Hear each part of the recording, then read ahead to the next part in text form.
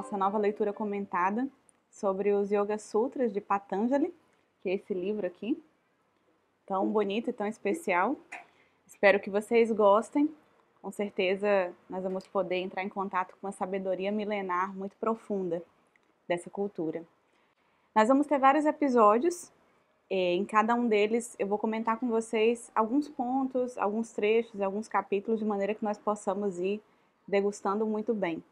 Para os que quiserem acompanhar também, através do livro, a tradução que nós estamos utilizando é uma tradução direto do sânscrito para o português, feita por Carlos Eduardo Barbosa. Então, para aqueles que quiserem acompanhar também, podem utilizar esse livro. Bom, e para começarmos o nosso vídeo de hoje, nós vamos fazer uma introdução ao livro e também comentar sobre alguns conceitos mais introdutórios, de maneira que nós possamos entrar já com um pouco mais de profundidade para entendê-lo. Eu queria começar, inclusive, esclarecendo o que é o yoga, porque eu sei que muitas pessoas, quando pensam nessa palavra, nesse conceito, eu sei que associam já imediatamente com os exercícios corporais, que também fazem parte, mas há várias etapas do yoga. E nessa palestra de hoje, que eu vou tratar com vocês, é de uma etapa que tem mais relação com a nossa proposta filosófica, que é que se refere a como nós podemos lidar com a nossa mente e com as nossas emoções. Imaginem vocês que todo ser humano, para se dirigir realmente à sua meta humana, ele necessita lidar bem com esses dois elementos, necessita dirigi-los, dominá-los. Para que a gente tenha uma imagem, por exemplo, é como se nós estivéssemos num barco e nesse barco nós temos que ir ao nosso destino humano. E nesse barco, o leme que dá a direção dele é a nossa mente, a nossa razão. E as velas do barco, que realmente vão dar um impulso para dirigi-lo, essas são as nossas emoções, ou seja, as nossas motivações que nos impulsionam sempre. O problema é que, como normalmente nós não temos muito controle sobre a nossa mente, nem sobre as nossas emoções, então o nosso barco fica totalmente desgovernado. A mente e as emoções nos dirigem para qualquer lugar e não nós a utilizamos para chegar onde realmente nós necessitamos ir. Então é realmente um barco à deriva, um barco desgovernado. O que nós queremos como seres humanos, essa proposta que nós vamos comentar um pouco hoje, que é essa proposta do indivíduo, é poder fazer um bom uso desses dois elementos, dessas duas ferramentas, do nosso leme e das nossas velas, ou seja, da nossa razão e dos nossos sentimentos, de maneira que nós possamos, então, realmente conduzi-los da melhor forma, em direção ao que nós realmente sonhamos, em direção a nós mesmos. E a yoga, então, dentro disso que eu estou comentando com vocês, se a gente fosse traduzi-la literalmente, ela significa união. Então, é uma proposta de união, de unidade dentro do ser humano, de união nossa com o nosso verdadeiro ser. Uma união nossa conosco mesmo. Ou seja, esse grande destino, essa grande meta humana é justamente a proposta da yoga. E um ponto muito interessante é que quando nós falamos dessa união nossa conosco mesmo, porque significa nós sempre estamos separados, estamos distanciados de nós mesmos, então todo ser humano tem que percorrer esse caminho em direção a essa união, e quando nós falamos dela, ela deve se refletir naturalmente em uma união com todas as coisas. Um sábio, por exemplo, ele seria justamente aquele que conquistou a unidade, tanto dentro dele, quanto entre ele e todas as coisas. Está unido com tudo, unido com toda a natureza, com todos os seres humanos. É claro que para nós está muito longe de pensar nesse estágio de união com todas as coisas, mas há uma união agora que é o nosso próximo degrau. É uma união agora que está um pouco mais próxima de nós e que é o nosso ponto das nossas provas. É o ponto agora que nós necessitamos conquistar, que é a união nossa com os seres humanos ao nosso redor.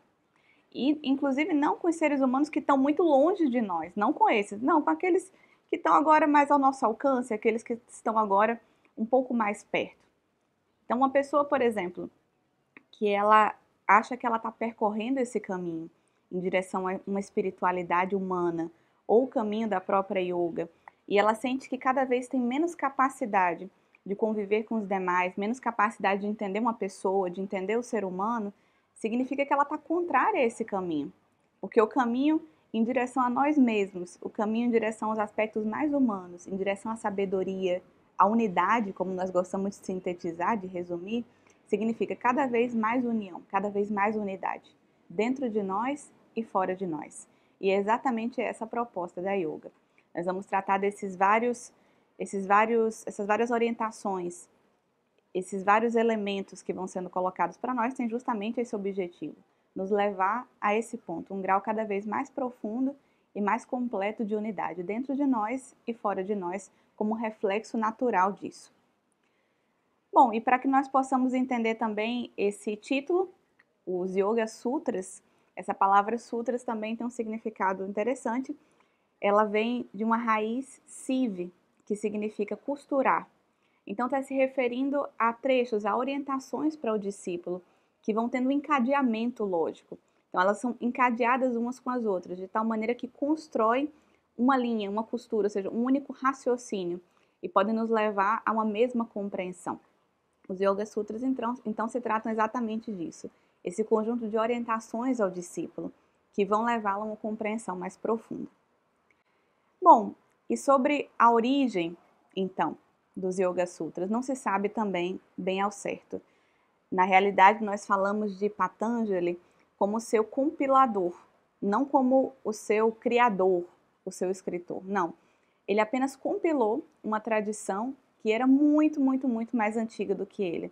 Não se sabe desde quando se começou a tradição do yoga em si, esses sutras tão profundos e tão verdadeiros.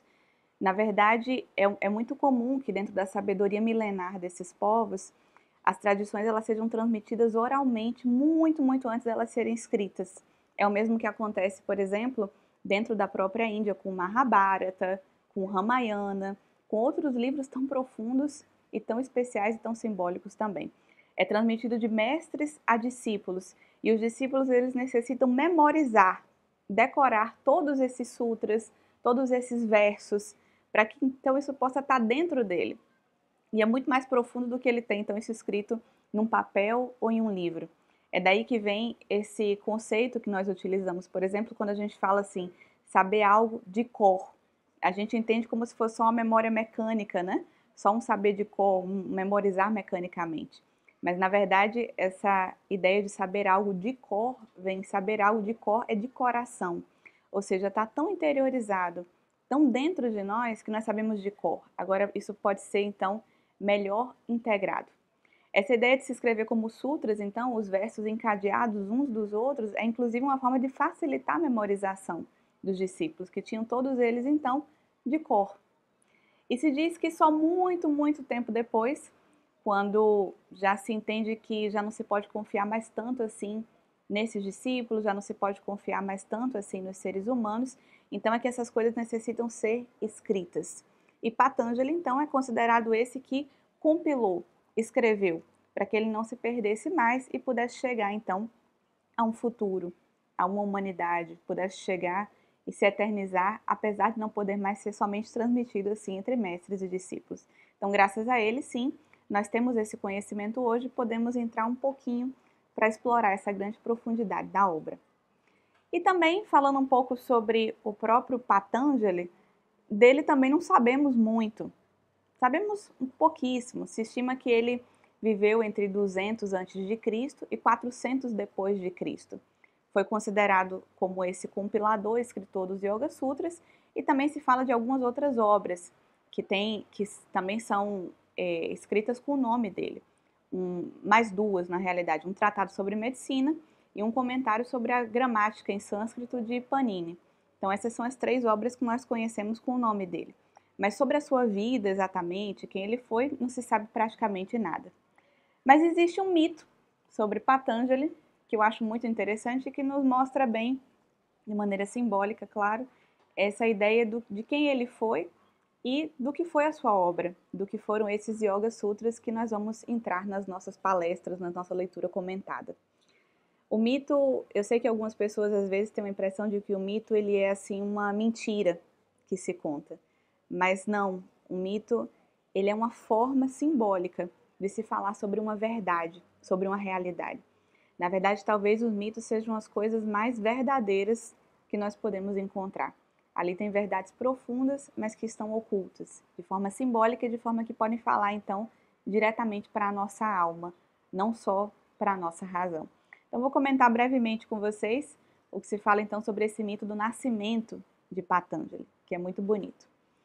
Bom, se diz que Gonika era uma praticante da yoga e ela tinha um desejo muito profundo, que era de poder transmitir tudo aquilo que ela conhecia, transmitir tudo aquilo que ela aprendeu a um filho.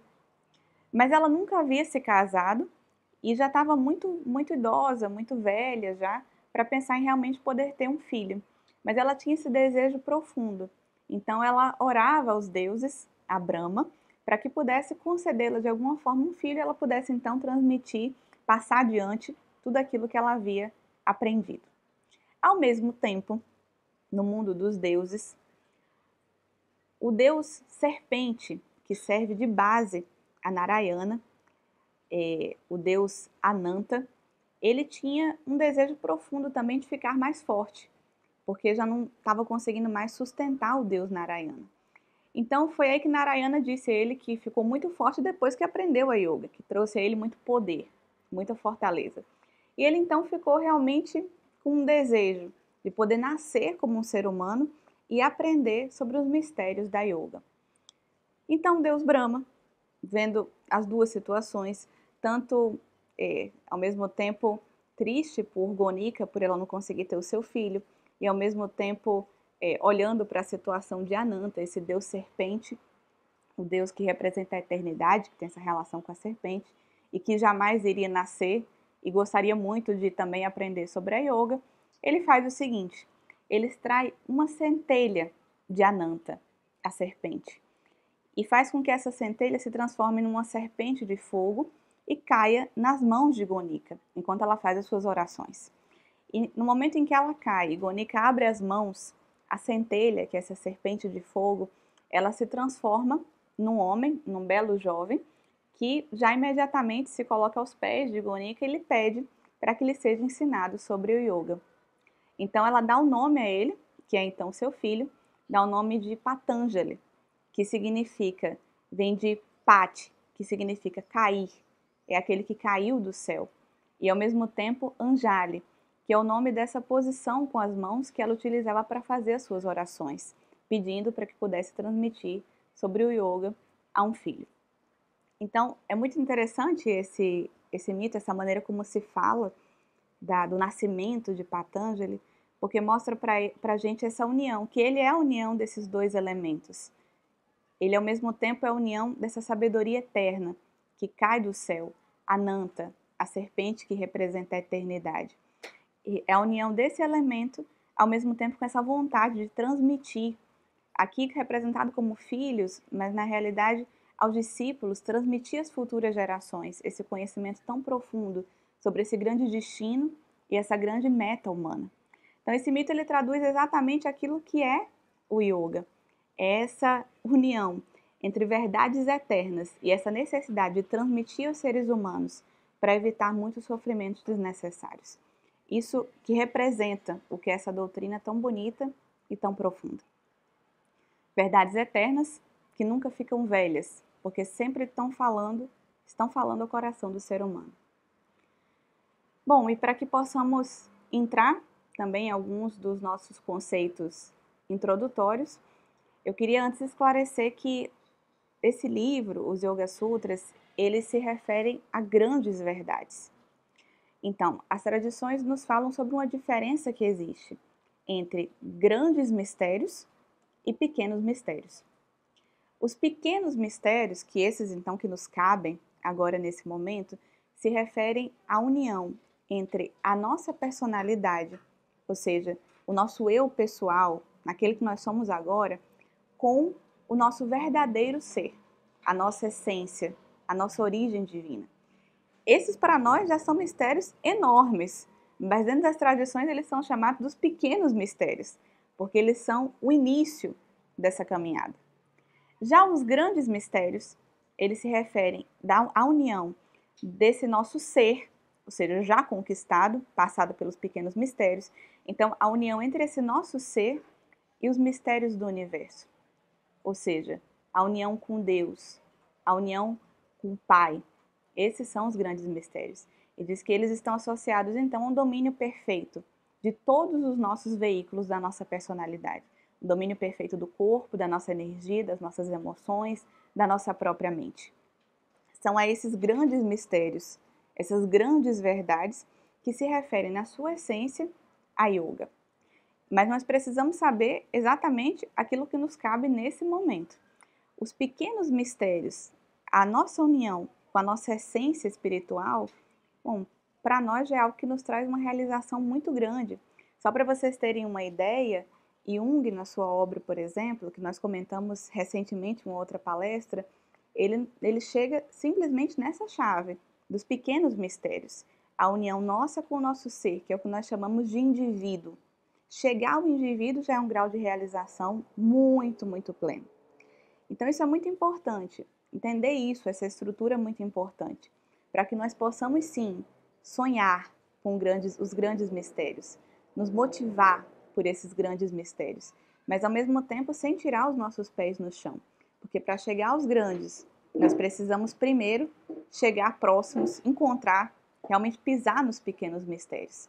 Significa que antes de sonhar com os grandes mistérios, eu necessito ter um mínimo de domínio, um mínimo de controle sobre a minha própria personalidade. Eu não posso sonhar com os grandes mistérios e, por exemplo, não saber ainda como lidar com o meu tempo, não conseguir ainda um pequeno estado de concentração da minha mente, ela está dispersa o tempo todo, ou as minhas emoções em qualquer momento tomam domínio.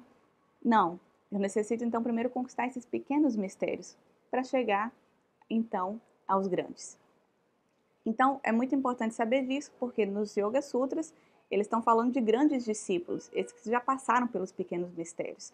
Mas o que nós vamos fazer nessa nossa leitura comentada, nesse nosso conjunto de palestras, então, é uma tradução, uma equivalência dessa chave dos grandes mistérios para essa chave dos pequenos mistérios, que é a que nos cabe agora.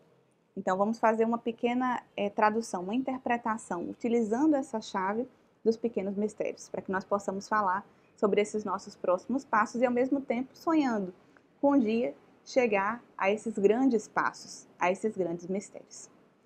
Nós vamos entrar agora, então, no primeiro conceito que eu já gostaria de esclarecer com vocês nessa nossa primeira palestra sobre o tema, o que é um conceito muito importante para a gente poder compreender bem todo o conjunto dos Yoga Sutras, que é entender o que é o recolhimento de Citta.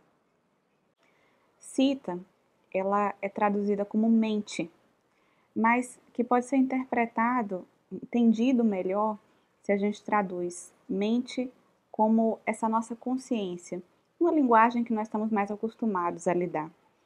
Consciência no sentido de que aonde ela está, aonde Citta se projeta, aonde ela vai, é onde está o nosso senso de identidade. Então, consciência como esse pequeno eu sou em cada momento. E percebam que nós mudamos esse eu sou, quem eu sou, em vários e vários momentos de um único dia, aliás. Citta é essa consciência que às vezes está num ponto, às vezes está no outro, e dependendo de onde ela está, eu me reconheço. Para ficar um pouco mais claro o que é isso que eu estou chamando dessa projeção de Citta, imaginem que nós nos identificamos em cada coisa aonde nós colocamos a nossa felicidade. Então, quando eu considero que a minha felicidade, ela depende de algum ponto, de alguma pessoa, de um objeto, de um cargo, de um reconhecimento, de uma projeção social, de todos esses elementos, significa que nós estamos projetando Citta, colocando a nossa identidade, o nosso eu sou em alguma coisa. Dessa forma, as coisas elas começam a ter um poder sobre nós. Por quê? Porque dependendo delas, eu estou bem, feliz, dependendo delas eu estou mal, estou triste, dependendo delas eu sinto angústia, dependendo delas eu sinto cólera. Então, as coisas elas começam a ter um poder sobre mim, as pessoas elas começam a ter um poder sobre mim. É exatamente isso, a projeção de Citta nas coisas.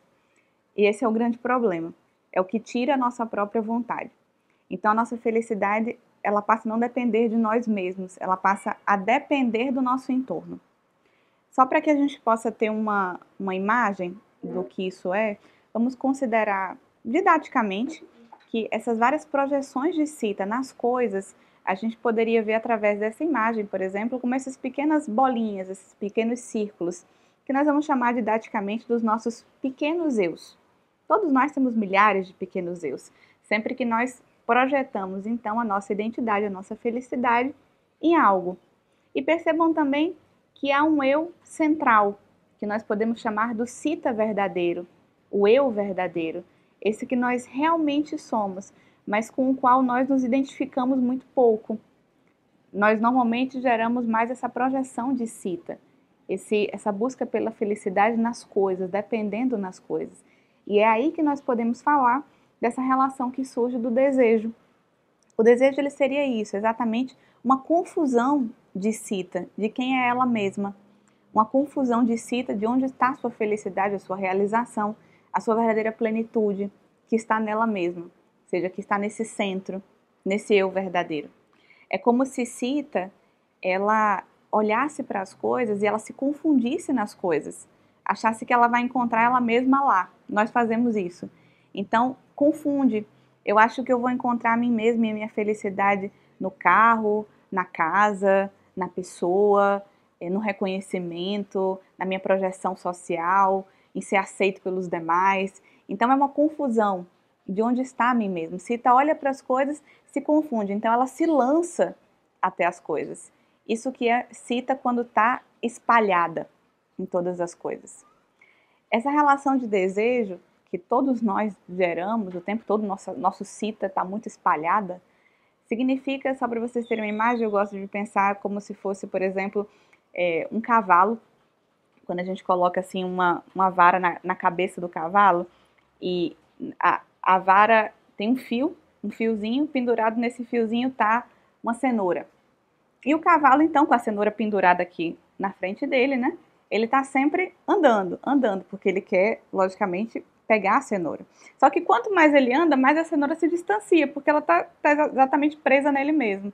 Então, quanto mais ele anda, mais ela se distancia, mais o cavalo anda procurando a cenoura, ela nunca chega, ele continua andando, até que ele se cansa e a cenoura nunca chega.